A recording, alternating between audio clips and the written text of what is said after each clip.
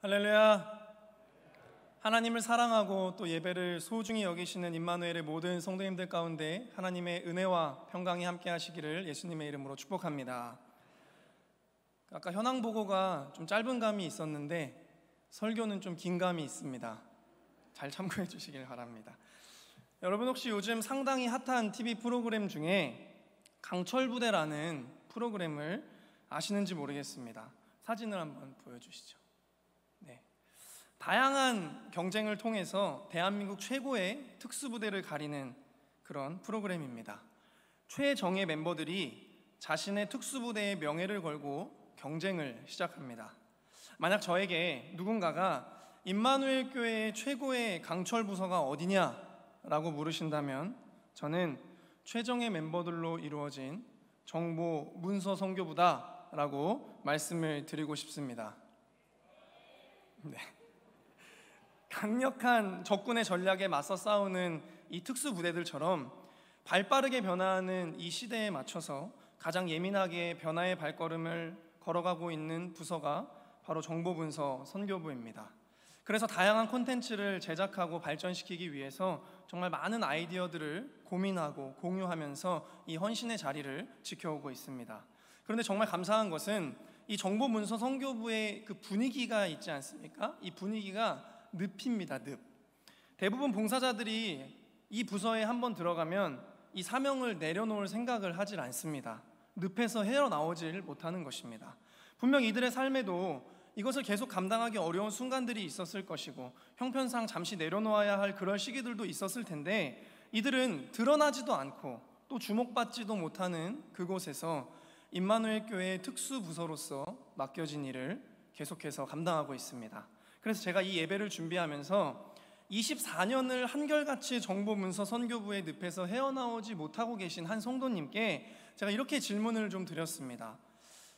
성도님께서는 왜 그렇게 오랜 시간 동안 정보문서 선교부에 계시게 되셨습니까? 이렇게 질문을 했더니 이런 답변이 왔습니다. 한번 보여주시죠. 제가 모자이크를 처리하긴 했는데 유추해 보시라고 조금 적당한 모자이크를 했습니다. 이렇게 답변을 하셨습니다. 처음엔 못 모르고 그 다음엔 억지로 좀 있다가는 멋으로 나중엔 사명감으로 지금은 좋아서요. 오리 얼굴. 제 눈을 사로잡은 단어는 이것이었습니다. 사명감으로.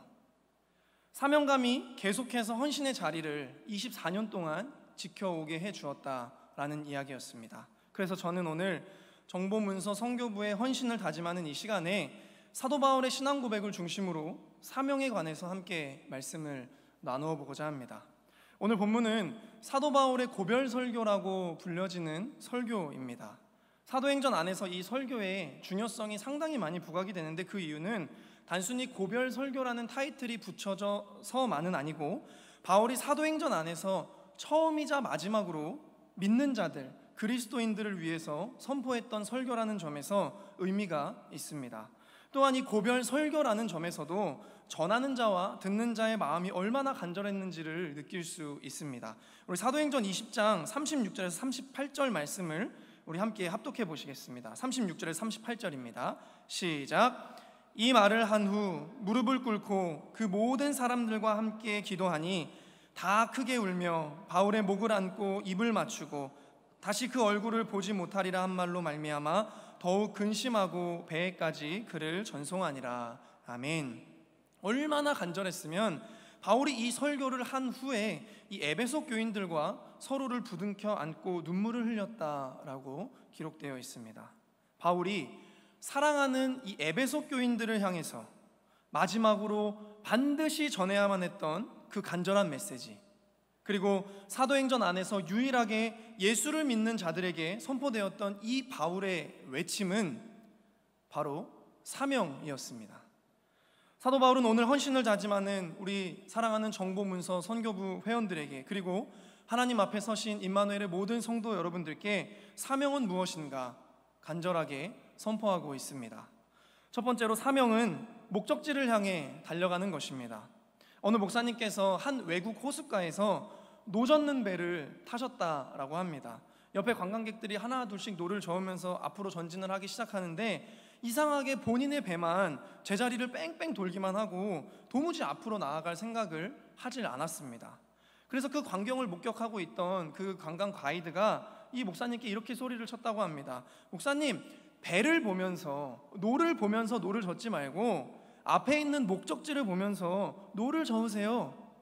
이렇게 이야기를 했다고 합니다. 그래서 이 목사님이 배를 바라보다가 저 앞에 있는 목적지를 향해서 노를 젓기 시작할 때 정말 배가 앞으로 나아갔다라는 그런 이야기였습니다. 오늘 본문 말씀 24절 말씀에 보시면 내가 달려갈 길과 주 예수께 받은 사명 곧 하나님의 은혜의 복음을 증언하는 일을 마치려 하면은 나의 생명조차 조금도 귀한 것으로 여기지 아니하노라 라고 기록이 되어 있습니다. 여기서 내가 달려갈 길이라는 것은 헬라어 드로모스, 경주 코스를 의미하는 단어입니다. 바울은 내가 달려가야 할 길, 그 경주 코스가 있다라고 이야기합니다. 여러분, 100m 달리기 경기를 위해서 경주 코스에 들어선 선수들을 보신 적이 있으실 겁니다. 사진 한번 보여주시죠. 이 선수들에게는 모두 자기 자신만의 경주 코스가 있습니다. 자신이 달려가야 할 길이 있다라는 겁니다. 선수들은 그 누구도 남의 레인을 탐하지 않습니다. 그 레인이 더 좋아 보여도 자기 자신만의 레인에서만 달리기를 시작합니다. 또한 그 경기장에 얼마나 많은 관중이 왔는지, 또 아는 사람은 혹시나 왔는지, 내가 얼마나 많은 스포트라이트를 받고 있는지는 별로 중요하게 생각하지 않습니다. 경주가 시작되면 오로지 자신의 레인에서 목적지만을 향해서 달려가는 것입니다. 선수들 중에 그 누구도 나는 어디로 가야 하지? 내가 가야 할 길이 어딘지, 내가 도달해야 할 목적지가 어딘지 모르는 사람은 아무도 없습니다. 사도 바울은 자신이 가야 할 길을 알고 그 길로 갈 것이라고 이야기합니다. 그런데 그 말 바로 뒤에 자신이 가야 할 길과 무언가를 동일시하고 있습니다. 성경을 보시면 그것이 바로 사명입니다. 주 예수께 받은 사명. 즉 바울은 내가 달려가야 할 길은 예수께 받은 사명의 길이다 라고 선언하고 있습니다. 사랑하는 성도 여러분, 여러분은 여러분이 달려갈 길을 알고 계십니까? 여러분은 여러분들의 목적지를 알고 계십니까? 여러분은 주 예수께서 여러분들에게 허락하신 그 사명을 알고 계십니까? 우리는 대체로 예수님께서 나에게 어떤 사명을 주셨는지, 내가 어떤 삶을 살아가길 원하시고, 내가 교회에서 또는 내가 처한 세상 가운데에서 내가 어떤 사람이 되기 원하시는지를 잘 알고 있습니다. 사실 우리는 다 사명에 대해서 잘 알고 있다는 이야기입니다. 그럼에도 불구하고 우리가 목적지를 외면하여 고개를 돌리는 선택을 할 때가 많이 있습니다. 사도 바울은 정말 간절한 마음으로 주 예수께 받은 사명의 길을 같이 달려가자라고 오늘 말씀에서 호소하고 있습니다. 얼마나 간절히 호소하고 있습니까? 이 설교가 끝나고 모두가 다 같이 부둥켜 안고 눈물을 흘릴 만큼 간절하게 사명에 대해서 호소하고 있습니다. 여러분은 주 예수께 받은 사명, 그 목적지를 향해서 잘 달려가고 계십니까? 혹시 세상에 치이고 삶에 치이고 분주함에 치여서, 아니면 그냥 여러 가지 핑곗거리를 앞세워서 제자리에서만 노를 젓고 계시는 그런 분은 없으십니까? 빌립보서 3장 14절은 이렇게 기록하고 있습니다. 우리 다 같이 함께 합독하시겠습니다. 시작. 표대를 향하여 그리스도 예수 안에서 하나님이 위에서 부르신 부름의 상을 위하여 달려가노라. 아멘. 주 예수께 받은 그 사명의 길, 표대를 향해서 다시 달려가시는 사랑하는 우리 정보문서 성교부 회원들과 임마누엘의 모든 성도님들의 사명의 삶이 되시기를 예수님의 이름으로 축복합니다. 그렇다면 우리가 왜 우리가 이 사명의 길을 가야 합니까? 두 번째로, 사명은 최고의 가치이기 때문입니다. 오늘 본문에서 사도 바울이 이 고별 설교를 마치고 가고자 했던 곳은 예루살렘이었습니다. 사도 바울을 사랑하는 많은 사람들이 사도 바울이 예루살렘으로 가고자 하는 것을 말리고 또 말렸습니다. 심지어 사도 바울 자신조차도 자신이 예루살렘으로 가는 것이 얼마나 위험한 일인지, 또 얼마나 큰 고통을 감수해야 하는 것인지를 잘 알고 있었습니다. 오늘 본문 말씀 22절에서 23절 말씀을 제가 표준 세번역 성경으로 봉독해 드리겠습니다. 보십시오. 이제 나는 성령에 매여서 예루살렘으로 가는 길입니다. 거기에서 무슨 일이 내게 닥칠지 나는 모릅니다. 다만 내가 아는 것은 성령이 내게 일러주시는 것뿐인데 어느 성에서 서든지 투옥과 환난이 나를 기다리고 있다는 것입니다. 아멘. 사도 바울은 여기에서 자신의 운명을 두 가지로 압축합니다. 감옥과 고난입니다. 예를 들어서 자신의 운명이 감옥에 갇히거나 아니면 높임을 받거나 혹은 고난을 받거나 환영을 받거나 이런 식으로 50대 50의 확률이 있으면 도전해 볼 만하다는 생각이 들 수도 있을 것 같습니다. 그런데 사도 바울이 지금 예루살렘에서 겪어야 할 일은 정해져 있습니다. 감옥과 고난, 이 두 가지 경우의 수밖에는 없었습니다. 그런데 그가 이렇게 고백하고 있는 것입니다.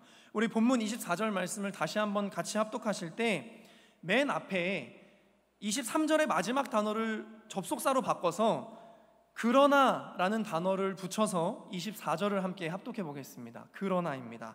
시작. 그러나 내가 달려갈 길과 주 예수께 받은 사명 곧 하나님의 은혜의 복음을 증언하는 일을 마치려 하면은 나의 생명조차 조금도 귀한 것으로 여기지 아니하노라. 아멘. 나도 내가 예루살렘에 가면 고난을 당하고 감옥에 갇힐 것을 압니다. 그러나 내가 주 예수께 받은 그 사명을 위해 달려가는 길이라면 나의 생명은 조금도 아깝지가 않습니다. 다시 말하면 내 생명보다 예수께 받은 그 사명이 더 가치가 있습니다 라고 선포하고 있는 것입니다. 사도 바울이 사명을 얼마나 가치 있는 것으로 여겼는지 잘 기록된 말씀이 고린도후서 11장에도 기록이 되어 있습니다. 23절에서 27절 말씀을 제가 너무 길어서 조금 요약을 해봤습니다. 제가 그 요약한 것을 봉독해 드리겠습니다. 누군가가 나에게 자랑을 해보라고 한다면 나도 한번 해보겠습니다. 나는 수고도 많이 하고 감옥살이도 많이 하고 매도 많이 맞고 여러 번 죽을 뻔하였습니다. 유대 사람들에게서 40에서 하나를 뺀 매를 맞은 것이 5번이요.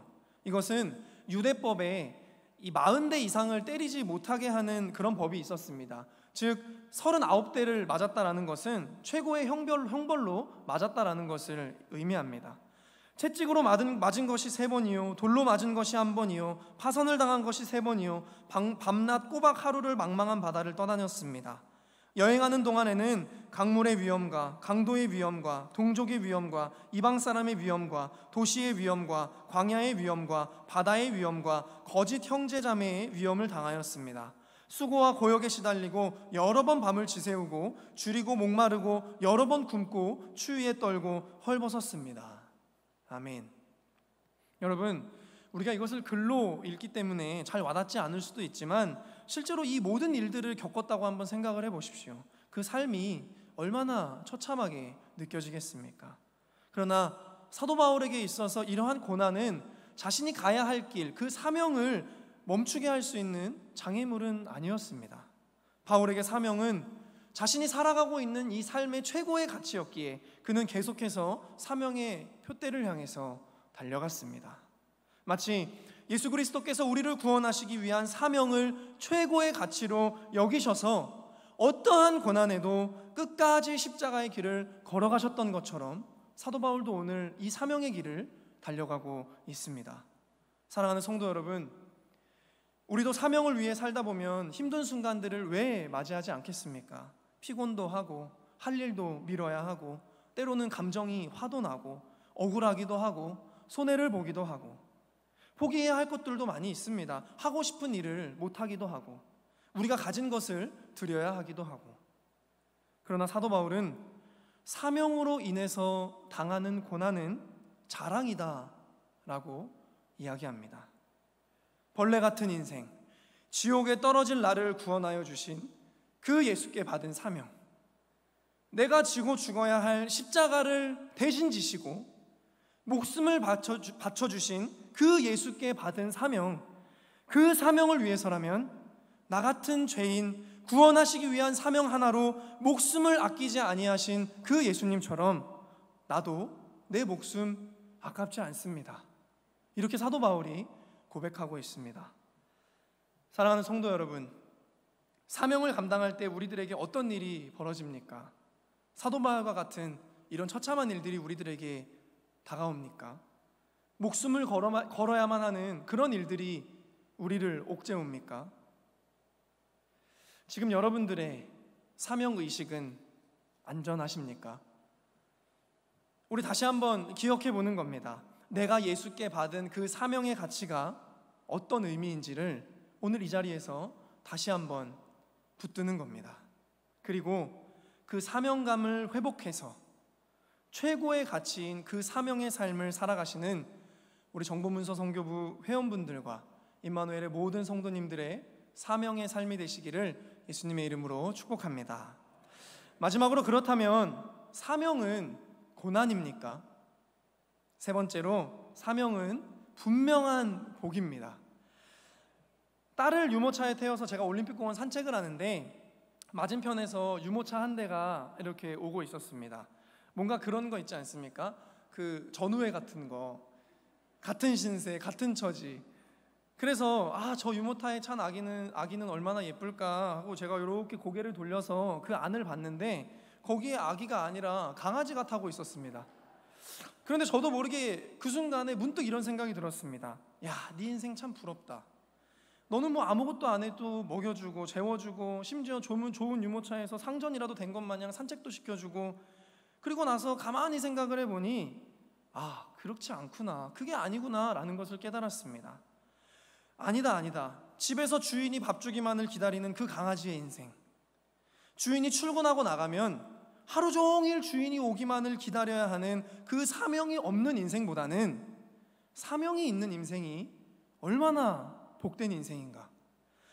지옥에 떨어져도 한마디 불평조차 못할 나를 구원해 주신 그 창조주 하나님, 그 전능하신 하나님, 그 만왕의 왕이신 하나님을 위해서 나 같은 게 뭐라고, 내가 무언가라도 할 수 있다는 것이 그것이 얼마나 큰 복인가. 내가 뭐라고 나를 사용하여 주시나, 이게 얼마나 큰 복인가. 제가 막 이렇게 생각을 하고 나니까 이거 완전히 하나님께서 저를 스카우트해 가시는 것 같은 느낌이 들어서 갑자기 막 얼마나 에너지가 샘솟았는지 모릅니다. 정말 감사한 마음이 들었습니다. 반대로 하나님께서 야, 이 쓸모없는 놈아, 너 같은 놈을 내가 어디다 쓰겠니? 그래, 그냥 네 하고 싶은 대로, 네 정욕대로, 네 탐욕대로, 네 욕심대로, 네 마음대로 그냥 그렇게 살아라. 내 거룩한 하나님 나라 세우는 프로젝트에 네 이름은 없다. 이렇게 생각해 보면 우리에게 사명이 주어졌다는 것이 얼마나 큰 은혜이고 큰 축복인가 라는 것을 깨닫게 되었습니다. 그러니 사도 바울이 사명을 자랑하는 것이 그제서야 저에게 이해가 됐습니다. 사랑하는 우리 정보문서 선교부 회원 여러분, 하나님의 복음을 다양한 방법으로 최전선에서 전하는 사명을 감당하고 있음을 하나님의 크신 축복으로 여기고 감사하시기를 바랍니다. 마찬가지로 사랑하는 성도 여러분, 여러분들의 각자의 부르심에 따라서 사명이라는 큰 축복이 여러분들에게 주어졌음을 하나님 앞에 진심으로 감사하시기를 바랍니다. 오늘 우리는 사명에 관해서 함께 말씀을 나누었습니다. 사명, 뭔가 위대해 보이고 너무나 거창해 보여서 이거 내가 입을 옷은 아닌 것 같은데 그런 생각이 들 때가 있습니다. 저도 그런 생각을 많이 합니다. 무슨 사명이야, 내가 그 정도는 아니지. 사도 바울 정도는 돼야 사명 이런 단어를 쓰는 게 아닌가, 이런 생각이 들 때가 있습니다. 로마서 1장 1절에서 사도 바울은 예수 그리스도의 종 바울은 사도로 부르심을 받아 하나님의 복음을 위하여 택정함을 받았으니 라고 기록합니다. 자신이 사명자로 부르심을 받았다고 선언합니다. 그런데 로마서 1장 말씀을 쭉 내려가다가 6절 말씀을 보면 너희도 그들 중에서 예수 그리스도의 것으로 부르심을 받은 자니라 라고 기록하고 있습니다. 예수 그리스도를 믿는 모든 이들이 사명의 부르심을 받았다라고 선언하고 있습니다. 우리는 삶이 많이 분주해져서 우리들의 삶의 여유가 많이 사라지거나 내가 하고 싶은 일이 생겼거나 별로 하고 싶지 않거나 부담스럽거나 손해가 생기거나 별 이익이 없으면 사명을 거절하거나 또는 뒤로 하거나 또는 내려놓는 경우가 종종 있습니다. 그러나 사실 이 사명이라고 하는 것은 거절하거나 내려놓는 것은 아닙니다. 우리는 다메섹 도상에서 예수님을 만난 사도 바울처럼, 그리고 갈릴리 해변에서 예수님을 만난 베드로처럼, 그리고 베드로처럼 예수님을 만난 그 순간 우리는 사명자의 길로 들어선 것입니다. 아니, 우리가 예수님을 만나게 된 이유가 바로 사명 때문입니다. 구원을 받는 순간, 여러분이 예수님을 영접한 순간, 사명이 우리의 삶의 가장 최고의 가치로 자리하는 순간입니다. 사명, 사신이 받은 명령이라는 뜻입니다. 사신은 나라의 명을 받고 외국에 파견된 신하를 의미하는데, 이 사신은 어떤 상황에서든지 자신에게 주어진 임무를 해내는 사람이 바로 사신입니다. 여러분, 정말 하고 싶은 사람만, 감당하고 싶은 사람만 사명을 감당하는 것이라면 에스더는 죽을지도 모르는 일에 뛰어들고 싶었겠습니까? 예수님은 고난의 십자가를 지시고 싶으셨겠습니까? 사도 바울은 매맞고 옥에 갇히고 죽을 뻔한 일들을 계속 당하고 싶었겠습니까? 그러나 이들에게는 사명이라는 공통의 목적지가 있었기에, 그리고 이들에게 사명은 목숨보다 중요한 최고의 가치였기에, 그리고 이들에게 사명은 분명한 하나님의 축복이었기에 끝까지 사명을 다하는 영광스러운 삶을 살아갈 수 있었습니다. 오늘 헌신을 다짐하는 사랑하는 정보 문서 선교부 회원 여러분, 그리고 사랑하는 임마누엘의 모든 성도 여러분, 주 예수께 받은 그 사명의 부르심 가운데 충성하며 살아가시기를 예수님의 이름으로 축복합니다. 우리 본문 말씀 24절 말씀을 힘차게 나의 믿음으로 선포하시면서 우리 다 같이 말씀을 마치겠습니다. 24절 말씀입니다. 시작. 내가 달려갈 길과 주 예수께 받은 사명 곧 하나님의 은혜의 복음을 증언하는 일을 마치려 하면은 나의 생명조차 조금도 귀한 것으로 여기지 아니하노라. 아멘. 기도하겠습니다. 우리를 하나님의 자녀로 불러주시고 사명을 맡겨주신 하나님, 우리는 때로 사명을 잊고 살았습니다. 어느 때는 일부러 모른 척하고, 어느 때는 거절하고, 어느 때는 피하기도 했습니다. 사명은 왠지 너무 무거운 짐 같아 보여서 그냥 적당히 신앙생활하며 살기만을 원하기도 했습니다. 그러나 지금 이 자리에서 예배를 드리고 있는 우리 모두가 주 예수께 사명을 받은 사명자라는 사실을 다시 한번 깨닫습니다. 분명한 사명의 표대를 가지고 살아가게 하여 주시고, 사명이 언제나 내 삶의 최고의 가치임을 기억하며 살아가게 하여 주시고, 나에게 사명이 있음이 하나님의 놀라운 축복과 은혜라는 것을 깊이 감사하며 살아갈 수 있도록 인도하여 주시옵소서. 특별히 정보문서 선교부의 손길이 닿는 모든 사명이 생명을 살리는 일이 되게 하시고, 그리스도의 편지가 되게 하시고, 무엇보다 이들의 헌신이 늘 기쁨되도록 성령께서 은혜를 베풀어 주시옵소서. 이번 주는 게으르게 신앙생활하지 않겠다는 결단을 하나님 앞에 드렸습니다. 그리스도인의 사명의 자리로 돌아가 하나님께 영광 돌리는 삶을 충성되이 살아가도록 인도하여 주시옵소서. 이 모든 말씀, 죽음의 인생 가운데 사명의 축복의 인생을 허락하여 주신 우리 주 예수 그리스도의 이름으로 간절히 기도드리옵나이다. 아멘.